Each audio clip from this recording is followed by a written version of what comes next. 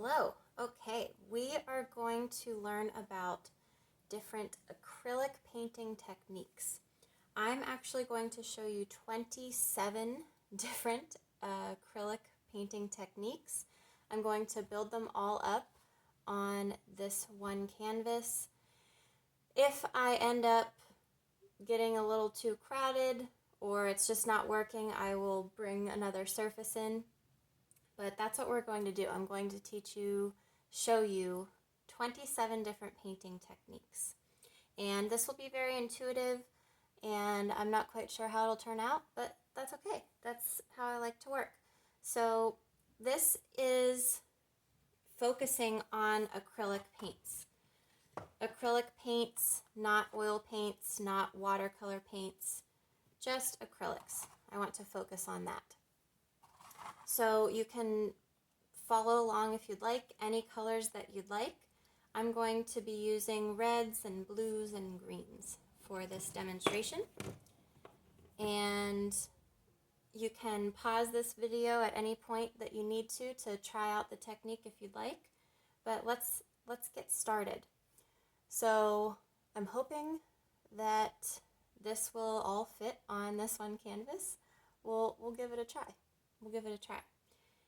So, let me put that. Okay, so the first one I'm going to show you is dry brush. So the dry brush technique is where you have your brush and you do not put it in water. So like watercolors, you have to use water for the watercolors to come to life. You can use the dry brush technique. So I am with acrylic, so I am not going to put water on my brush. I just put it directly on my palette, and I am going to put the dry brush directly into the paint, and I'm going to make a mark. That's the dry brush technique. You literally just put a dry brush in the paint. Okay. The next technique is impasto. This is where you put very thick paint down on the surface. When I do impasto, I tend to put it directly on the brush, straight out of the tube. If you want a saturated hue, like this. However, if you want to mix colors, you can put that color on your palette. And let's see, let's make a purple. So this was a technique called, this is called impasto, I-M-P-A-S-T-O. This was a technique that Van Gogh was known for. He did it with oil paints, of course, and it is where you take very thick paint. You can see how thick that is on my brush from the side. This is where you take very thick paint and put it on your surface. So there's a lot of texture that goes into there. So see, even the second time that I put it down, it's too thin. You want that raised texture from the paint for it to be impasto. The next, let's put this down. So see the difference there.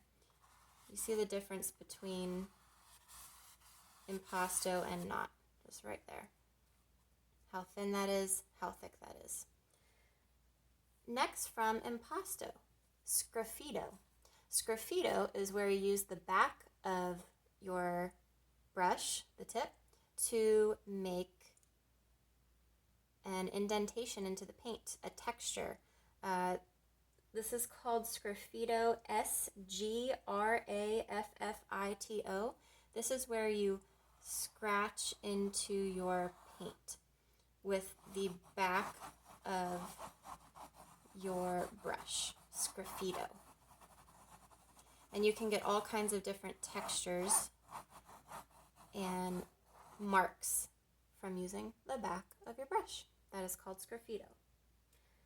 The next one is called pointillism. You can actually use the back of your brush for pointillism, if you would like. Pointillism is where you create dots of paint. Or I like to use, so again, for pointillism is Seurat. You might know him. This is where a painting is made completely of dots, Pointillissm. So again, you can use the back of your brush like this, or you can use a round-tipped brush. I set the caps on there. I recommend using a round-tipped brush because I feel like you have more control over it. And again, you can go straight out of the tube, or you can mix colors on your palette. I am doing it right out of the tube for demonstration purposes. Often, what artists, painters like Seurat did, what he did was he would create a color by putting the primary colors next to one another. So, for example, he would create purple by putting blue and red next to one another, so that from a distance it looked purple. So that is pointillism, where you are creating a painting with dots of paint. The next one is called stippling. Stippling is where the dots of the paint get, let's make this more exaggerated. The dots of the paint go from bigger to smaller. They almost fade into the abyss. Now, you can do this with a pen as well. You'll see this in drawing a lot. But it's where you can create highlights or shadows from the dots of paint seemingly disappear. So that is called stippling, or stippling, S-T-I-P-L-I-N-G.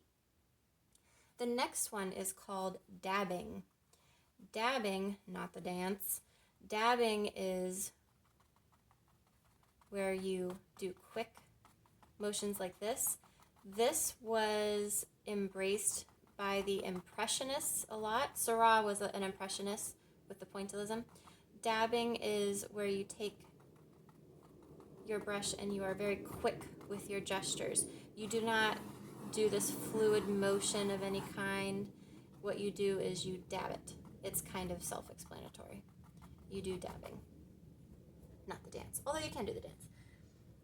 The next one is gradient relief. Gradient relief is, let's bring some more red in here. So gradient relief, let's have it be here. Let's switch up the blue. Actually, let's put some phthalo down.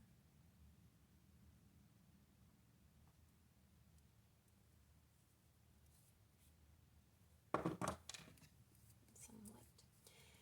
So gradient is a fluid motion of color from either one color to the next, or a gradient, a fluid motion of one color value to the next. So relief, meaning that it is, I'm going to show you this with the palette knife. Relief meaning that it is thicker. I'm bringing in my big palette knife for this one.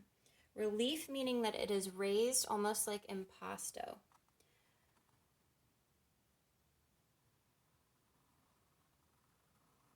So it's a gradient because it blends very smoothly, and it is a relief because it is thicker paint. So I want you to see, if I move this down, how that starts to blend in. The blue starts to blend in with the white. And if I move this down, the white, well, there wasn't enough white on there. It would have blended with the red if I would have had enough. So you see it's a gradient relief where it is thicker paint and it is a smooth transition from one color to the next, or from one darker value to the next lighter value. The next one for the gradient that I'd like to show you is the color gradient. Now this is where you have, let's see, let's put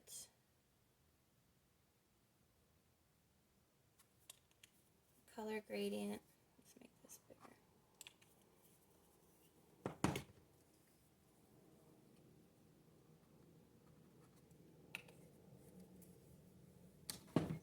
The color gradient is related to the value scale, where the color has that smooth transition, and I'm going to use this one. I'm going to use this one. The color gradient is where you have a color, okay, so you have your color, and then you have it go smoothly from one value to the next.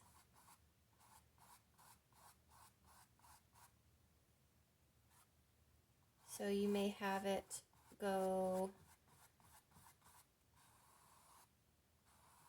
lighter to darker, or darker to lighter, whatever you prefer.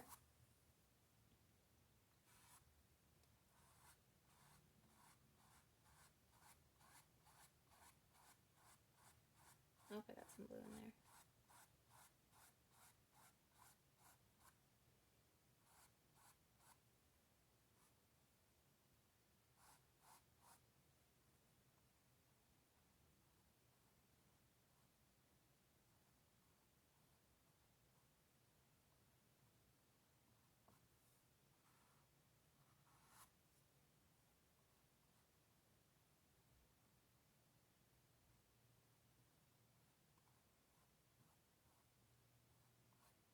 So this is a smooth blending technique. So see, it goes from light to midtones, and then you can start to play with the darker tones of the color.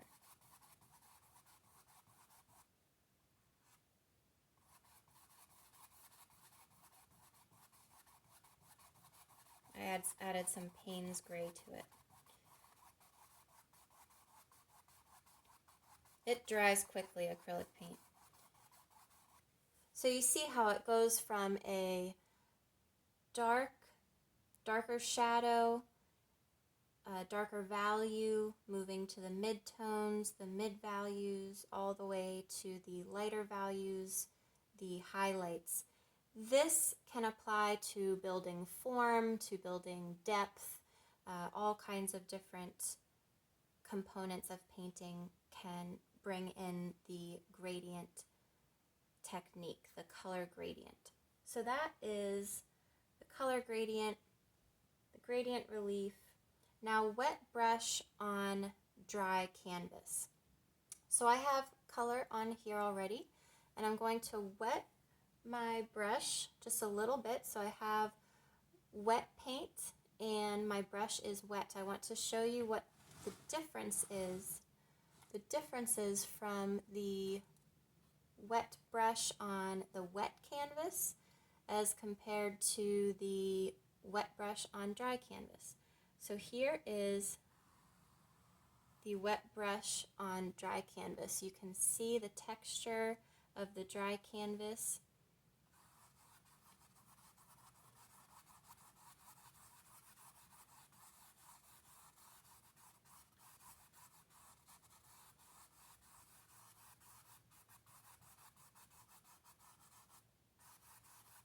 and it's much more opaque. Now, if I were to wet my canvas, this is wet brush on wet canvas. This is also a technique for watercolors. If you make the surface wet first, it makes a different atmosphere for it to go down onto.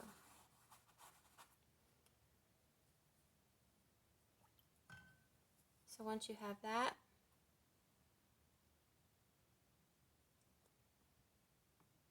then you can start to get different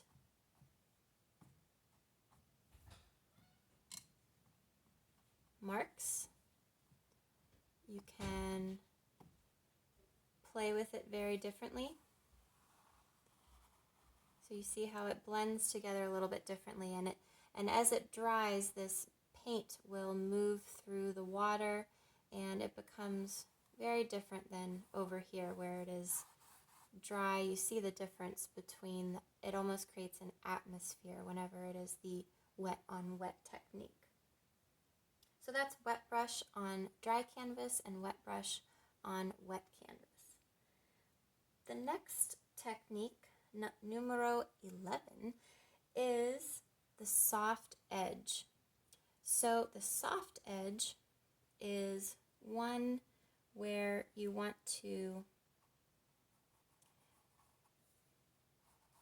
a lot of these are very self-explanatory, and as I'm doing it I realize that soft edge is when you're creating a soft edge. It's kind of like the, so you want to create that soft edge. See how this is starting to blend right here? It's creating that softness where it almost looks delicate.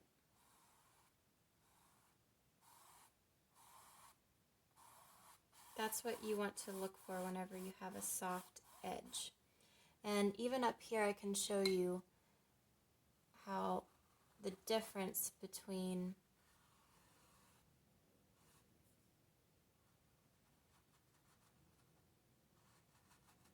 the wet on wet and the dry on dry. There we go. So I'm going to use a round brush. I think that that's going to work better for this soft edge. So whenever you're doing that, I do think that you can use a round brush or a flat brush. But see how I'm starting to break up the edge? You saw how sharp it was before. I'm starting to break up the edge so it's not as intense, and it almost fades into the abyss. Fades into the abyss. Oh my goodness. So I'm softening the edge, and you can do this in many different ways with many different techniques. I know people who use tissues for this,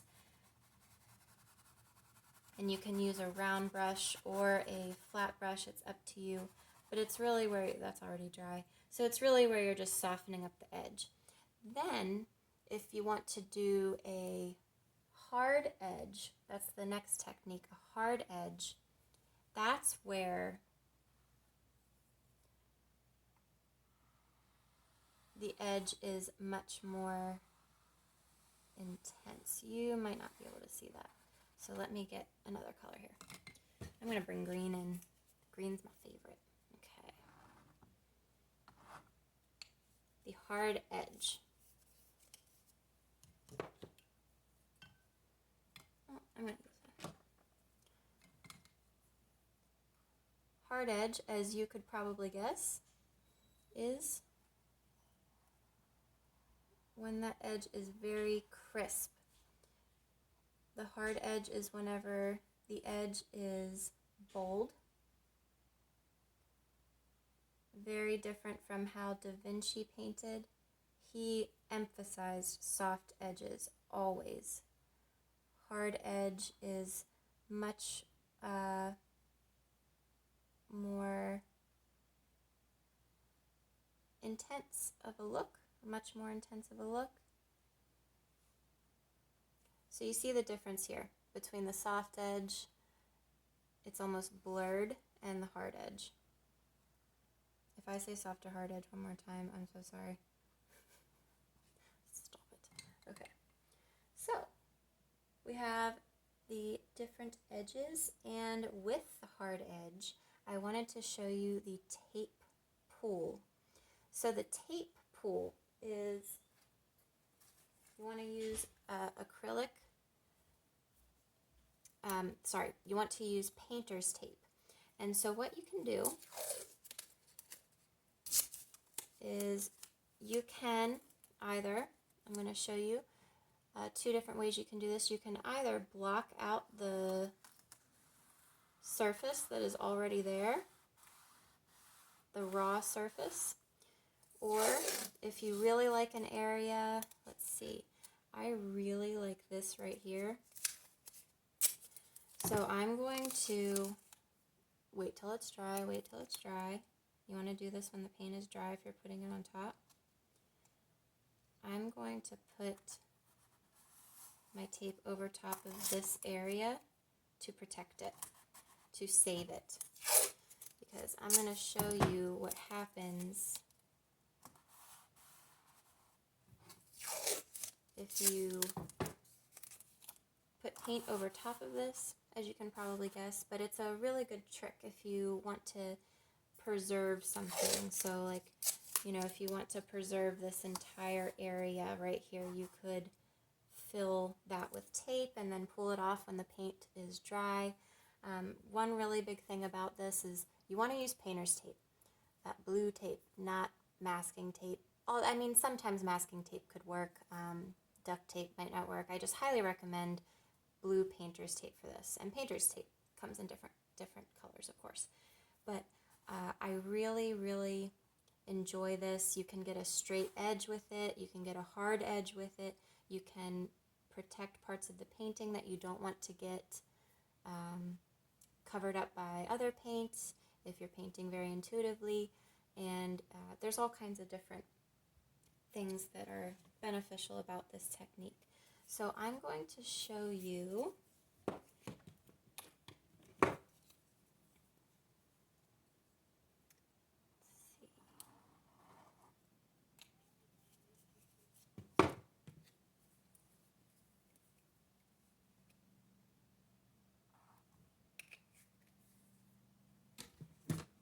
So I'm going to show you what happens if I paint over this. Now, whenever you're doing this, you want to make sure that you leave an edge so that you can see it, so that you can pull it off.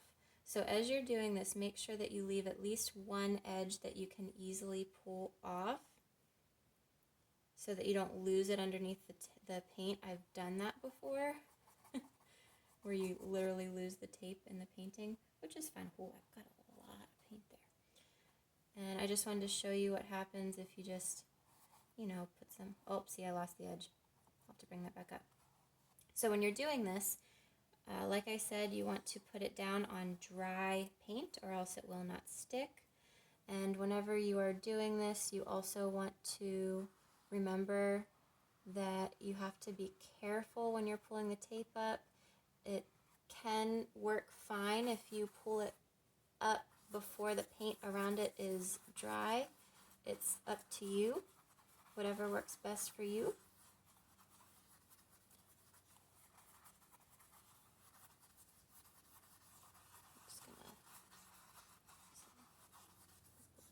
Okay, let's fill in some of this. I really like that. Put it down there. Okay.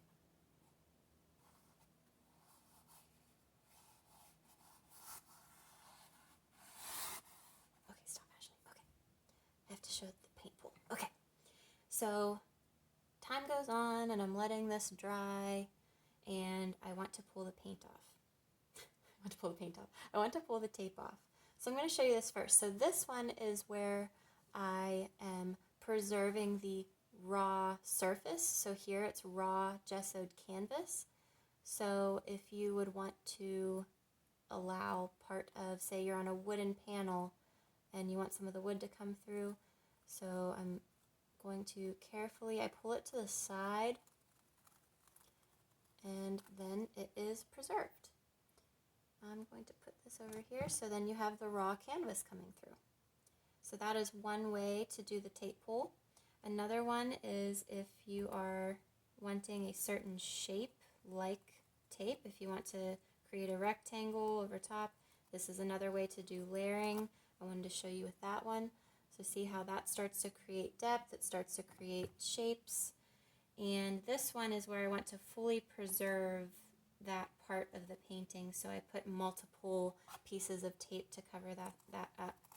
And luckily all the tape is coming off together. That's cool, that doesn't always happen. And so there, I completely preserved that part of the painting, and I want to leave that there like that because I just really love it. So that's the tape pool. That is the 13th technique. So the 14th technique is if you want to create a stencil.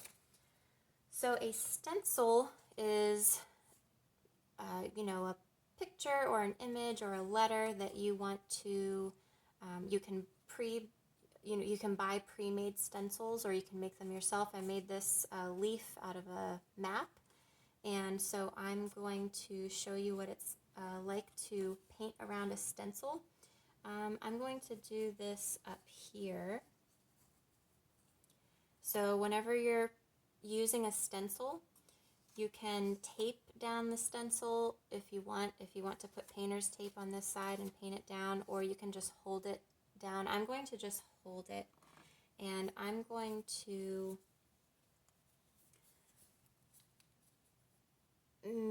put a dark green over top of that. That's what I'm feeling right now. So I'm putting emerald green and Payne's gray together, and I'm going to, palette. So I'm going to mix this up.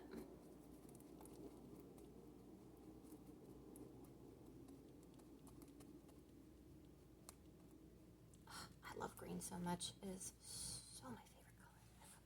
I love it. Okay, so we got this green, and I'm going to make this stencil right here. Okay, so when I do this, I'm going to paint around the stencil, and you could probably guess what's going to happen. It will have the shape of that leaf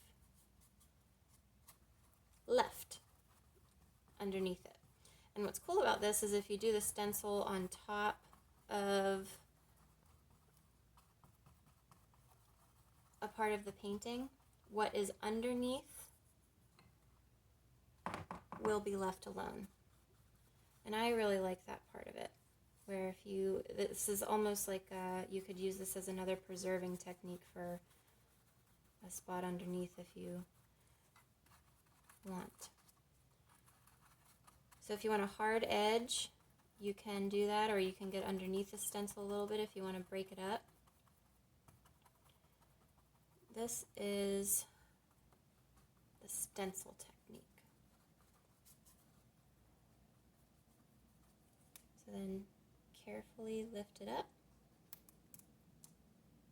and that shape is then left there. And you can paint inside of it, of course, if you want. Probably a good idea to use a different color so that it doesn't blend in.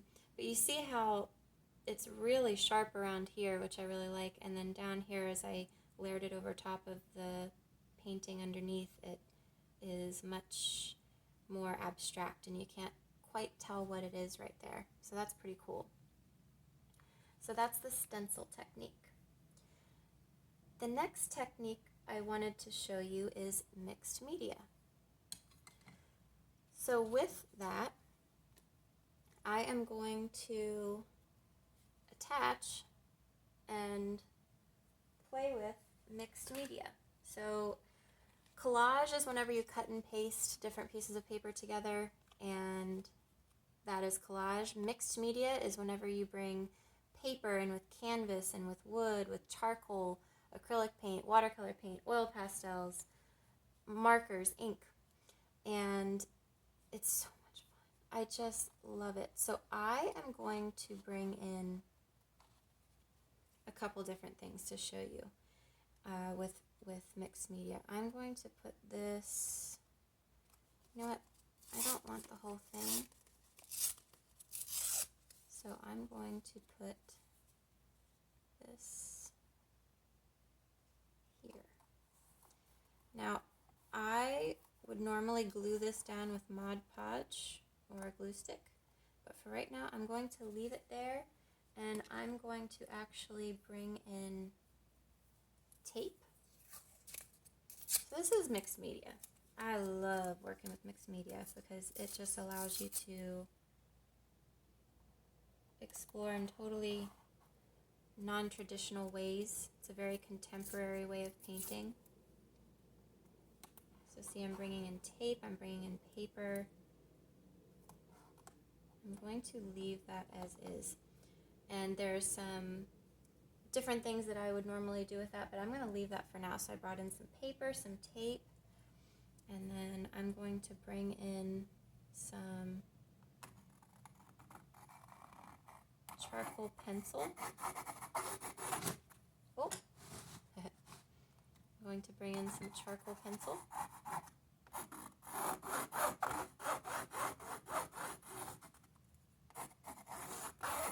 And just make some real expressive marks.